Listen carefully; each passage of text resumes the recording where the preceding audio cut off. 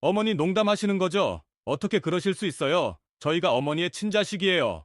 재현아, 네가 화났다는 걸 엄마도 알아. 하지만 이건 엄마가 신중히 고민한 결정이야. 무슨 고민이요? 어머니가 뭘 하시는 건지 아세요? 어머니는 손주들의 미래를 빼앗고 계신 거예요. 얘야, 엄마는 그런 뜻이 아니라. 그만하세요. 어머니는 속고 계신 거예요. 그 강가족, 그들은 어머니를 이용하고 있을 뿐이에요. 그들은 어머니의 가족이 아니에요. 재현아, 넌 이해를 못하는구나. 그들은 엄마를 돌봐주었어. 그들은. 돌봐요. 그들이 우리의 재산을 가로채려고 어머니를 돌본 거죠. 어머니는 정말 나이 들어 쉽게 속으시는군요. 어머니, 그렇게 하시면 안 돼요. 저희가 어머니를 얼마나 오랫동안 모셨는데요. 어머니는 저희를 이렇게 배신할 수 없어요. 은영가, 엄마는 아무도 배신할 생각이 없어. 엄마는 단지. 그만하세요. 어머니, 아세요? 저희는 소송을 걸 거예요. 저희는 어머니가 이렇게 하도록 두지 않을 거예요. 갑자기 제 안에서 힘이 솟아오르는 것을 느꼈습니다. 남은 모든 힘을 다해 저는 의자를 잡고 일어섰습니다.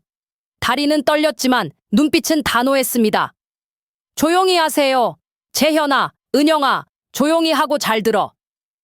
너희가 엄마의 재산을 상속받을 자격이 있다고 생각하니? 그렇다면 말해봐. 지난 1년 동안 몇 번이나 엄마를 찾아왔니? 몇 번이나 전화해서 엄마의 건강을 물어봤니? 엄마가 말해줄게. 한 번도 없었어. 단 한 번의 전화도 없었어. 너희는 돈이 필요할 때, 엄마의 서명이 필요할 때만 왔지. 엄마가 얼마나 외로웠는지 알기나 해.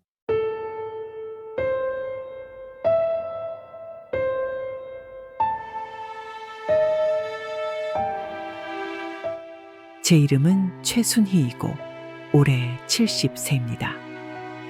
제 인생은 긴 영화 같았지만 이제는 서울 외곽의 이 작은 집에 혼자 남았습니다.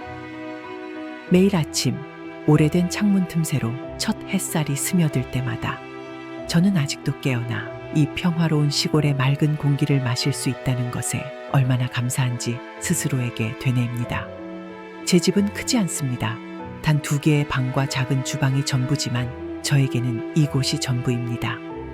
오래된 나무 벽은 추억으로 가득 차 있고 작은 균열 하나하나가 시간의 이야기를 들려주는 것 같습니다. 거실에 색이 바랜 수제 카펫은 남편이 영원히 떠나기 전 남긴 마지막 선물입니다. 그것을 만질 때마다 남편의 손의 온기를 느낄 수 있습니다. 하지만 제게 가장 큰 기쁨은 집 뒤에 작은 정원입니다. 아, 정말 아름답습니다. 매일 아침 저는 지팡이를 짚고 천천히 정원으로 나갑니다. 익숙한 촉촉한 흙 냄새, 오래된 나뭇가지에서 지저귀는 새들의 소리, 그리고 싱싱한 채소밭의 푸른색이 제 영혼을 소생시키는 것 같습니다. 저는 여기서 다양한 채소를 기릅니다. 붉게 익은 고추부터 햇살을 받으며 자라는 푸른 배추까지 다양합니다. 제가 좋아하는 노란 국화도 몇 그루 있습니다. 이 정원을 돌보는 것은 단순한 즐거움을 넘어 이 늙은 몸을 건강하게 유지하는 방법이기도 합니다. 최근에 옆집에 젊은 가족이 이사 왔습니다.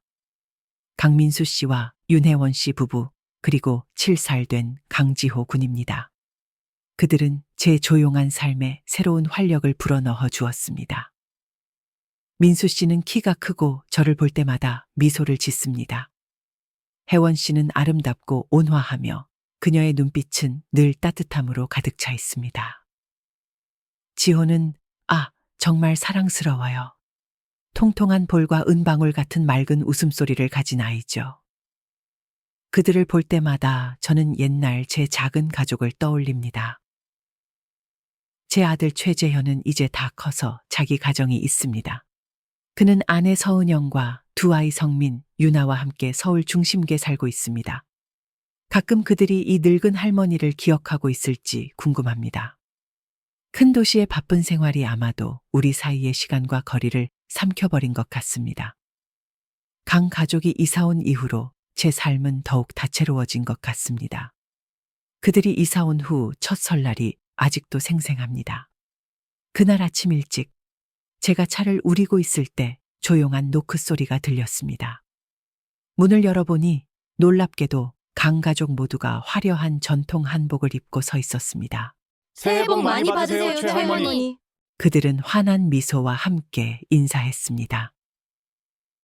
혜원 씨는 큰 선물 상자를 안고 있었고 민수 씨는 지호를 팔에 안고 있었습니다. 혜원 씨가 봄 햇살처럼 따뜻한 목소리로 말했습니다. 저희 집에서 새해 첫 식사를 함께 하시면 좋겠어요. 저는 감동해서 눈물이 날 뻔했습니다. 얼마 만에 이렇게 설날 초대를 받아보는 건지. 저는 기쁜 마음으로 고개를 끄덕였습니다. 그 이후로 추석이나 제 생일 같은 큰 명절마다 강 가족은 항상 저를 초대해 주었습니다. 그들은 정말 맛있는 전통 음식을 만들었어요. 향긋한 미역국부터 알록달록한 송편까지. 그럴 때마다 저는 더 이상 혼자가 아니라는 느낌이 들었습니다. 특별한 날뿐만 아니라 평소에도 그들은 저를 자주 챙겨주었습니다. 혜원 씨는 가끔 직접 만든 음식을 가져다 주곤 했는데 매콤한 떡볶이는 제 젊은 시절을 떠올리게 했습니다. 민수 씨는 제가 도움이 필요할 때마다 항상 준비가 되어 있었습니다. 새는 수도관 수리부터 burnt out 전구 교체, 제가 손이 닿지 않는 정원의 큰 나뭇가지 정리까지 해주었죠. 한 번은 큰 비 후에 제 집 지붕이 새었을 때 그는 주말 내내 불평 한마디 없이 수리해 주었습니다. 지호도 자주 저를 찾아왔습니다. 정원에서 저와 함께 앉아 각 채소의 이름과 돌보는 방법에 대해 호기심 어린 질문을 했죠. 제가 씨앗이 싹 트고 자라는 과정을 설명할 때마다 그 아이의 큰 눈동자가 반짝였습니다. 저는 마치 제 아들이 어렸을 때로 돌아간 것 같은 기분이 들었습니다. 그들의 마음에 보답하고자 저도 제가 가진 것을 나누려 노력했습니다. 정원에서 채소를 수확할 때마다 일부를 강 가족에게 나누어 주었습니다. 처음으로 크고 둥근 호박을 선물했을 때 혜원 씨가 기뻐하며 저를 꼭 안아주어 제 얼굴이 빨개졌던 기억이 납니다. 어느 날 혜원 씨가 김치 담그는 법을 배우고 싶다고 했습니다. 저는 기꺼이 동의하고 오후 내내 배추 고르는 법부터 입맛에 맞게 양념하는 방법까지 알려주었습니다. 우리는 이야기를 나누며 요리했고 제 작은 부엌은 웃음소리로 가득 찼습니다. 혜원 씨의 첫 김치가 완성되었을 때 그녀의 자랑스러운 미소를 보며 저는 마음이 따뜻해졌습니다. 그 후로 혜원 씨는 자주 직접 담근 김치를 가져와 맛을 보여주었고 저는 그녀의 실력이 점점 늘어가는 것을 보며 매우 기뻤습니다. 지호는 제가 들려주는 옛날 이야기를 가장 좋아했습니다. 저는 그에게 효녀 심청이 이야기, 가난한 흥부와 욕심쟁이 놀부 형제 이야기를 들려주었죠. 지호의 커다란 눈동자는 항상 크게 뜨고 제 말 한마디 한마디에 집중했습니다. 때로는 재미있는 질문을 해서 제가 대답하기 위해 고민해야 할 때도 있었습니다. 시간이 지나면서 우리 사이의 정이 더욱 깊어지는 것을 느꼈습니다. 강 가족은 이제 단순한 이웃이 아니라 제 삶에서 없어서는 안 될 존재가 되었습니다. 그들은 제게 기쁨과 관심, 그리고 사랑받는 느낌을 주었습니다. 제가 오래전에 잃어버렸다고 생각했던 것들이죠. 강 가족과의 정이 깊어질수록 제 아들 최재현의 가족과의 관계는 점점 멀어져 갔습니다. 이 생각이 들 때마다 제 마음은 찢어질 듯이 아팠고 마치 누군가가 제 늙은 심장을 꽉 쥐어짜는 것 같았습니다. 제 유일한 아들인 재현이는 이제 자신이 자란 집으로 가는 길을 잊어버린 것 같았습니다. 설날이나 추석 같은 가족들이 모이는 전통 명절에도 저는 혼자 앉아 멀리서 들려오는 폭죽 소리만 듣고 있었습니다. 때로는 재현이가 고향에서 외롭게 살고 있는 어머니가 있다는 것을 기억하고 있는지 의문이 들었습니다. 재현이가 자주 찾아오지 않는 이유 중 하나가 그의 아내 서은영 때문이라는 것을 알고 있습니다. 은영은 도시에서 태어나고 자랐기 때문에 현대적이고 분주한 생활 리듬에 익숙해져 있죠. 은영에게 이 외곽의 작은 집은 그녀의 생활 방식과 맞지 않는 낙후된 곳일 뿐입니다. 2년 전 마지막으로 방문했을 때 은영은 근처 밭에서 나는 비료 냄새 때문에 계속 인상을 찌푸렸고 근처에 쇼핑몰이나 카페가 없다고 불평했던 기억이 납니다. 하지만 가장 마음 아픈 것은 제 손주들인 성민이와 유나와의 거리감입니다. 그 아이들은 도시에서 자라며 그들의 아버지가 자란 환경과는 완전히 다른 곳에서 양육되고 있습니다. 그들에게 저는 그저 가끔 만나는 낯선 할머니일 뿐입니다. 최근에 온 가족이 방문했을 때 성민이와 유나는 거의 스마트폰에서 눈을 떼지 않았습니다. 저는 학교나 친구들에 대해 이야기를 나누려 했지만 짧고 건성인 대답만 돌아왔죠. 정원에 나가 과일을 따자고 제안했을 때 유나는 그저 어깨만 으쓱했고 성민이는 밖이 너무 덥고 벌레가 많다고 말했습니다. 그날 밤 모두가 잠든 후 저는 혼자 부엌에 앉아 조용히 눈물을 흘렸습니다. 재현이가 어렸을 때 정원에 따라 나와 식물을 키우는 법을 배우고 잠자리를 잡던 모습이 떠올랐습니다. 이제 제 아들은 어른이 되어 자신의 가정을 꾸렸지만 우리 사이의 거리는 단순히 킬로미터로 측정할 수 있는 게 아니라 세대 차이로 느껴졌습니다. 재정적인 문제도 저의 계속되는 걱정거리입니다. 가끔 재현이가 돈을 보내주긴 하지만 그가 몰래 그렇게 하고 있다는 것을 알고 있습니다. 한 번은 우연히 재현이와 은영의 전화 통화를 엿듣게 되었습니다.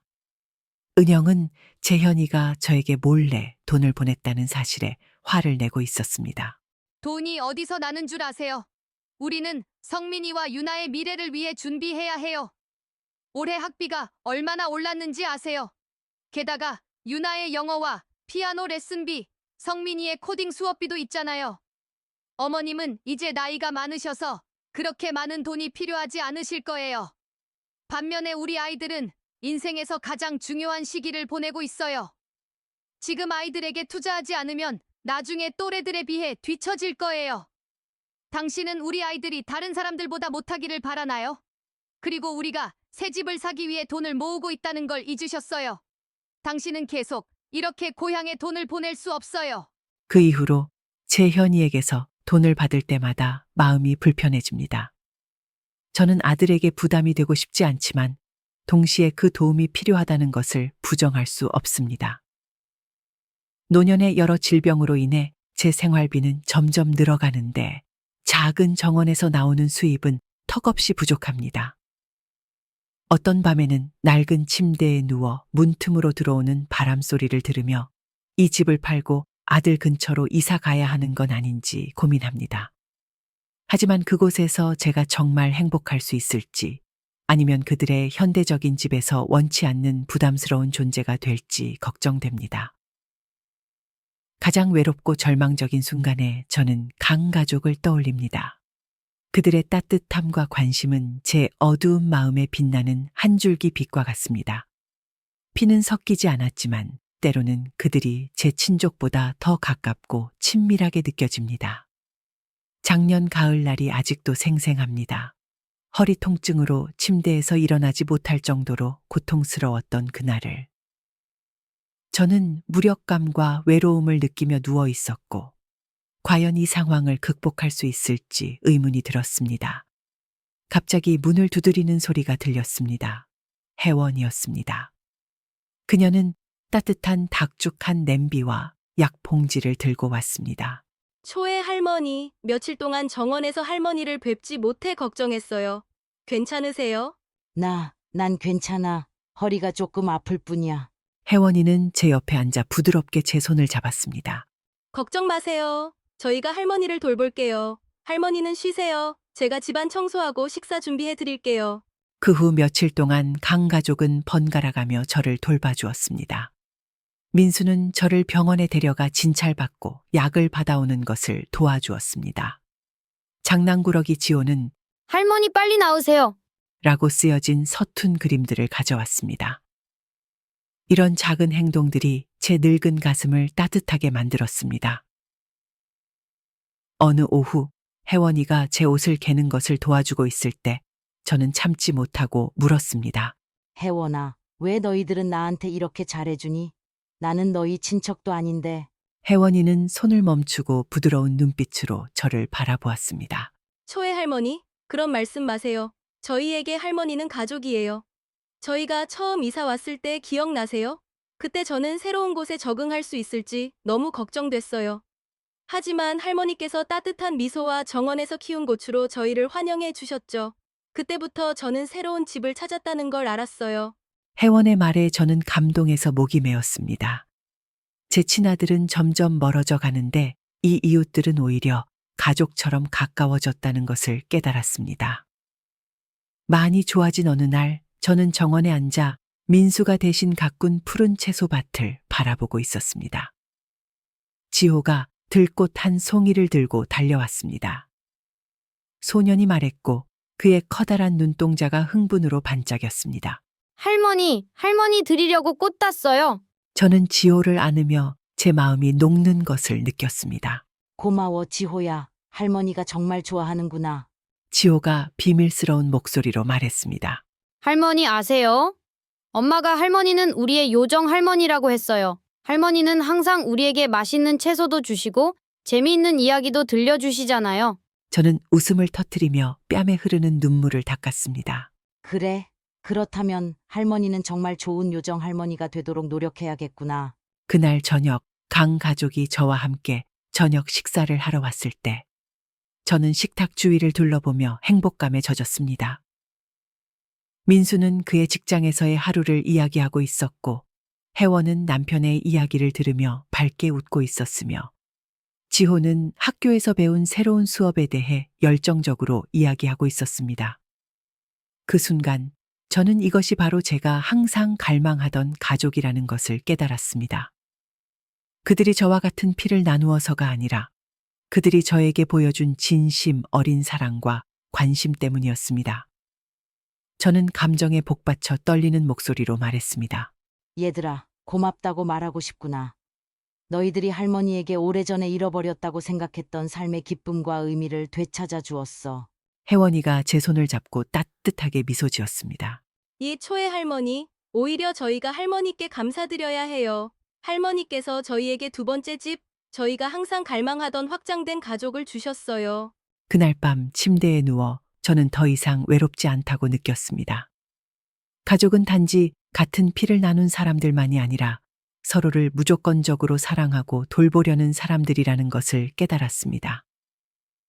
어느 날 밤 보름달이 창문을 통해 비칠 때 저는 침대에 누워 제 인생을 되돌아보고 있었습니다. 이 집, 이 땅, 제가 가진 모든 것들은 평생의 추억을 담고 있었습니다. 저는 스스로에게 물었습니다. 내가 떠나고 나면 누가 이 모든 것들을 진정으로 소중히 여길까? 재현이와 그의 가족의 모습이 제 마음속에 떠올랐습니다. 이제는 낯설어진 제 아들과 오직 돈에만 관심 있는 며느리. 그리고 따뜻한 할머니의 사랑을 한 번도 느껴보지 못한 성민이와 유나를 생각하니 가슴이 아팠습니다. 그리고 저는 강 가족을 떠올렸습니다. 혜원의 따뜻한 미소, 민수의 진실함, 그리고 지호의 맑은 눈동자.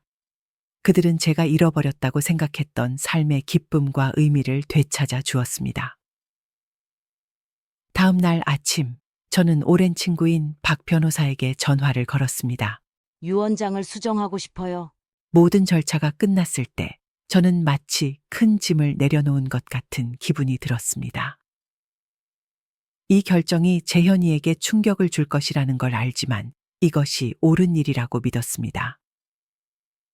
강 가족은 이 집과 땅을 소중히 여길 것이고 더 중요하게는 그들이 제 추억을 지켜줄 것입니다. 그날 저녁 저는 재현이에게 전화를 걸었습니다. 아들아, 저는 침착함을 유지하려 노력하며 말했습니다. 엄마가 너에게 할 말이 있어. 엄마는 모든 재산을 강 가족에게 남기기로 결정했단다. 이 소식이 너에게 놀라움과 심지어 상처를 줄 수 있다는 걸 알아. 하지만 엄마의 이유를 이해해 주길 바란다. 그들은 네가 일과 개인 생활로 바쁠 때 지난 몇 년간 엄마의 가족이 되어 주었어. 엄마는 너를 탓하는 게 아니야, 아들아. 엄마는 단지 엄마를 정성껏 돌봐준 사람들이 그에 걸맞은 보답을 받길 원할 뿐이야. 제가 말을 마치자 전화 너머로 무서운 침묵이 흘렀습니다. 재현의 분노가 폭풍전의 바다처럼 솟아오르는 것을 느낄 수 있었습니다. 어머니 농담하시는 거죠? 어떻게 그러실 수 있어요? 저희가 어머니의 친자식이에요. 재현아, 네가 화났다는 걸 엄마도 알아. 하지만 이건 엄마가 신중히 고민한 결정이야. 무슨 고민이요? 어머니가 뭘 하시는 건지 아세요? 어머니는 손주들의 미래를 빼앗고 계신 거예요. 재현의 말이 제 가슴을 찌르는 것 같았습니다. 저는 설명하려 노력했습니다. 얘야, 엄마는 그런 뜻이 아니라 그만하세요. 어머니는 속고 계신 거예요. 그 강가족, 그들은 어머니를 이용하고 있을 뿐이에요. 그들은 어머니의 가족이 아니에요. 재현아, 넌 이해를 못하는구나. 그들은 엄마를 돌봐주었어. 그들은 돌봐요. 그들이 우리의 재산을 가로채려고 어머니를 돌본 거죠. 어머니는 정말 나이 들어 쉽게 속으시는군요. 재현의 말이 제 가슴을 찔렀습니다. 제 아들이 그렇게 독한 말을 할 수 있다니 믿기지 않았습니다. 재현아, 엄마는 갑자기 전화 너머로 은영, 제 며느리의 목소리가 들렸습니다. 어머니, 그렇게 하시면 안 돼요. 저희가 어머니를 얼마나 오랫동안 모셨는데요. 어머니는 저희를 이렇게 배신할 수 없어요. 저는 비난의 말들에 둘러싸인 느낌이었습니다. 은영가, 엄마는 아무도 배신할 생각이 없어. 엄마는 단지 그만하세요. 어머니, 아세요? 저희는 소송을 걸 거예요. 저희는 어머니가 이렇게 하도록 두지 않을 거예요. 통화는 고함과 위협 속에서 끝났습니다. 저는 그 자리에 앉아 떨리고 지친 채로 있었습니다. 제 결정이 이렇게 격렬한 반응을 불러일으킬 줄은 몰랐습니다. 다음 날, 제가 정원에 앉아 마음을 가라앉히려 하고 있을 때 강 가족이 찾아왔습니다. 그들은 걱정스럽고 당황한 표정이었습니다. 초회 할머니, 저희가 할머니의 결정에 대해 들었어요. 할머니, 그렇게 하시면 안 돼요. 저는 그들을 바라보며 가슴이 아팠습니다. 얘들아, 할머니는 민수가 다가와 제 옆에 무릎을 꿇었습니다. 초회 할머니, 저희는 할머니의 마음에 정말 감사드려요. 하지만 저희는 이 재산을 받을 수 없어요. 이건 할머니 가족의 것이에요. 할머니 아들의 것이에요. 하지만 너희가 바로 할머니의 가족이야. 너희가 할머니를 돌보고 사랑해 주었잖아. 초회 할머니, 저희는 할머니를 사랑해서 그런 거예요. 재산 때문이 아니에요. 할머니, 결정을 바꾸세요. 저희는 할머니 가족과 갈등을 만들고 싶지 않아요. 저는 그들을 바라보며 그들의 눈에서 진심과 걱정을 볼 수 있었습니다. 하지만 재현과 은영의 반응을 생각하니 가슴이 아팠습니다. 갑자기 밖에서 소란스러운 소리가 들렸습니다. 재현과 은영이 분노로 눈이 충혈된 채 나타났습니다. 여기 있었군. 교활한 가족들. 당신들이 어떻게 제 어머니를 속였죠? 민수가 일어서서 설명하려 했습니다.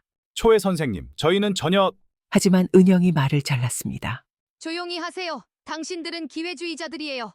우리의 재산을 빼앗을 수 있다고 생각하세요. 재현아, 은영아, 진정해. 어머니, 조용히 하세요. 어머니는 속으신 거예요. 우리는 소송을 걸 거예요. 우리의 것을 되찾을 거예요. 저희는 최 할머니의 재산을 원하지 않아요. 저희는 단지 조용히. 당신들이 우리를 믿을 거라고 생각해요. 당신들은 이 일의 대가를 치르게 될 거예요. 갑자기 제 안에서 힘이 솟아오르는 것을 느꼈습니다. 남은 모든 힘을 다해 저는 의자를 잡고 일어섰습니다. 다리는 떨렸지만 눈빛은 단호했습니다. 갑자기 제 안에서 힘이 솟아오르는 것을 느꼈습니다. 남은 모든 힘을 다해 저는 의자를 잡고 일어섰습니다. 다리는 떨렸지만 눈빛은 단호했습니다. 조용히 하세요. 재현아, 은영아, 조용히 하고 잘 들어. 너희가 엄마의 재산을 상속받을 자격이 있다고 생각하니? 그렇다면 말해봐. 지난 1년 동안 몇 번이나 엄마를 찾아왔니? 몇 번이나 전화해서 엄마의 건강을 물어봤니? 엄마가 말해줄게. 한 번도 없었어. 단 한 번의 전화도 없었어. 너희는 돈이 필요할 때, 엄마의 서명이 필요할 때만 왔지. 엄마가 얼마나 외로웠는지 알기나 해. 강 가족은 매주 엄마를 찾아왔어. 그들은 엄마를 위해 요리를 해주고 병원에 데려다 주었지. 그들의 어린 아들 지호는 매일 엄마에게 꽃을 꺾어다 주었어.